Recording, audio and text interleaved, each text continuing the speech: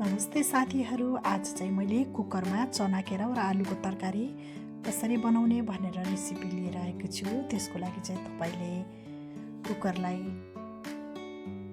मजाले तताएर तेल हाल्नु होला। मैले चाहिँ केराउ र चनालाई हिजो साँझ रातभरि भिजाएको छु।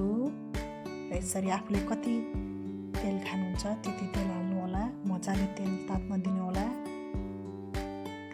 र त्यसमा चाहिँ ज्वानो र मेथी थोरै थोरै पड्काउनु होला। यदि तपाईहरुलाई मन पर्दैन भने स्किप गर्न सक्नुहुन्छ। यसरी प्याज हाल्नु होला। प्याजलाई रातो हुने गरी भुट्नु होला। त्यसपछि आलु,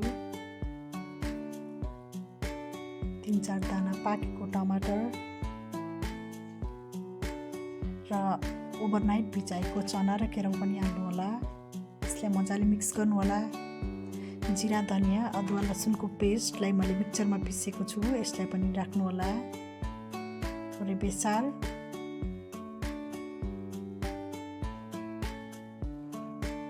मजाले मिक्स गर्नु होला। मैले घरमै पिसेको मसलाहरू हाल्ने गर्दछु र तपाईलाई कतिको झोल खान मन छ त्यति पानी हाल्नु होला। हामी चाहिँ 3-4 जना भएको कारणले गर्दाखेरि अहिले बढी नै पानी हालेको छु र यसमा आफ्नो स्वाद अनुसार नुन हाल्नु होला।